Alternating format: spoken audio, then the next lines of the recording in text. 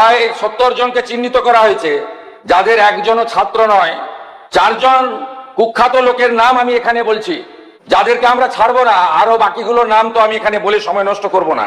Afroz of Rajabagan, Nahid of Khidirpur, Tanvir and Nizam of Iqbalpur, Rahul Jamal of Watgunge.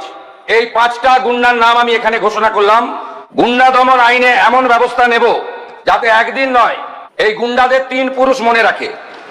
এই চিটিংবাজ ভাইপোকে কেউ বাঁচাতে পারবে না। আগে তো সবকে তুলবো, একে কেউ বাঁচাতে পারবে না। একটি বড় স্ক্যাম সামনে এসেছে, ভাইপোর সেবাশ্রয় ক্যাম্পে স্ক্যাম। ইতিমধ্যে আমাদের বিষ্ণুপুর পিএসএ একাধিক কেস আমাদের ফাইল হয়েছে, এফআইআর। এই এফআইআর এর ভিত্তিতে আমি আপনার প্রথমে অনুমতি চাইছি। আমি মুখটা হেজি করে দিয়েছি, কিভাবে ক্ষতি করেছে দেখুন। এই ছবিগুলো দেখুন। এই চিটিংবাজটা দেখুন, বাচ্চাটার হাত গেছে দেখুন। দেখুন আরেকটা বাচ্চাকে কিভাবে বিকলাঙ্গ করেছে দেখুন।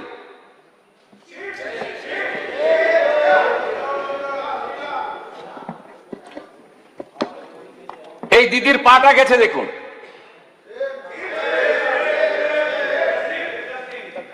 এ যেটা করেছে এই চিটিংবাজ ভাইপো, আল্ট্রাসোনোগ্রাফি মেশিন বাইরে নিয়ে গেছে, এক্স রে মেশিন বাইরে নিয়ে গেছে,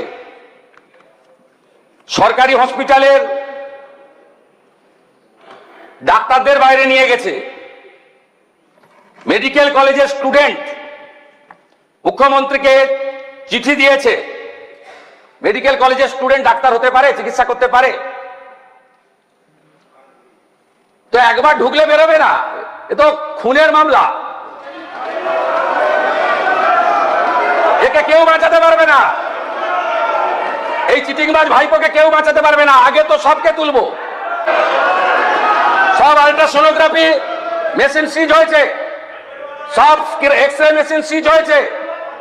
দিলীপ মন্ডল তার গোডাউন থেকে এই সকল সেবাশ্রয় 25-এ ওষুধ সিজ হয়েছে, যেটা 21 সালের ওষুধ, এক্সপায়ারি ওষুধ দিয়েছে পেশেন্টদেরকে। গতকাল আমি একটি চিঠি পেয়েছি অধ্যক্ষ মহোদয়, মাননীয় মুখ্যমন্ত্রী পশ্চিমবঙ্গ সরকার মহাশয়, বিনীত নিবেদন এই যে আমি ডাক্তার রাজীব বিশ্বাস diamond Harbour medical college radiology বিভাগে আরম্ভ চিকিৎসক হিসেবে নিযুক্ত ছিলাম। একজন জুনিয়র চিকিৎসক হিসেবে অভয়া আন্দোলনের সঙ্গে যুক্ত ছিলাম। অভয়া পরবর্তী সময় স্থানীয় নেতাদের প্রচ্ছন্ন মদতে কলেজের প্রিন্সিপাল স্যার এবং কিছু ছাত্রদের ঝামেলার ফলে আন্দোলনে থাকার জন্য হেনস্থার ভয় দিন কাটতে থাকে। আমতলা অডিটোরিয়ামে সেবাশ্রয় নিয়ে জানতে পারি সেই ক্যাম্পে ডিউটি করতে বলা হয়। একজন জুনিয়র চিকিৎসক হিসেবে নিজের সুরক্ষার কথা ভেবে আমি ডিউটি করি। পরবর্তীতে এসডিওর মাঠে মডেল ক্যাম্প ইউএসজি বিভাগ ডিউটি করার জন্য শামীম আহমেদ আমায় ডেকে পাঠান। হাসপাতালে ডিউটির অবসর সময়ে কিছু কিছু দিনে বাকি আর জুনিয়র চিকিৎসকদের মতো আমি শুধু ডিউটি করি।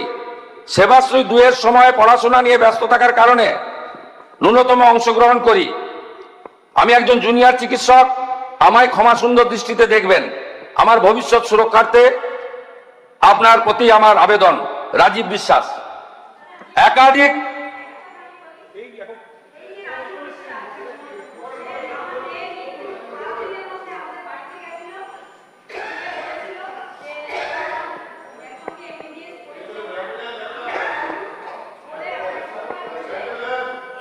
থাকুন, আমরা এটা ছাড়বো না। কোনো ছাড়াছাড়ির সিন নেই, সুযোগও নেই।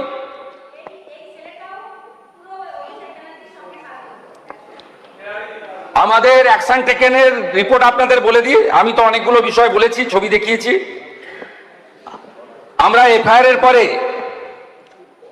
যে এফআইআর এর নামগুলো অ্যাকিউজড হিসেবে পাওয়া গেছে, আমি তদন্তের প্রক্রিয়ার স্বার্থে নামগুলো এখানে বলছি না।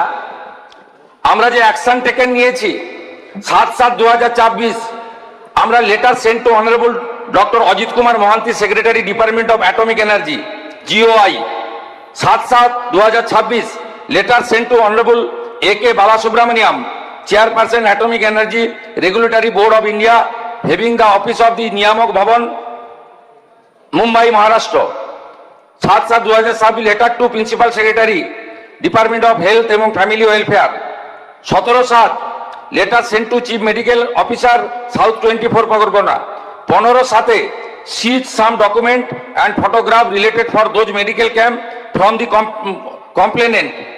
তারপরে আমরা যেগুলো করেছি, এক্সরে মেশিন সিজ করেছি, আমরা USD মেশিন সিজ করেছি, আমরা এক্সপায়ারি সমস্ত ওষুধ সিজ করেছি এবং এই খাতে পূর্ব মেদিনীপুর জেলা শাসক এবং দক্ষিণ 24 পরগনা জেলা শাসক ডায়মন্ড হারবার এবং নন্দীগ্রামের সেবাশ্রয় প্রকল্পের মাধ্যমে সরকারি যে অর্থ ব্যয় হয়েছে, সরকারি যে ডাক্তারদের ডিউটিতে লাগানো হয়েছিল, সেগুলো আমরা করেছি।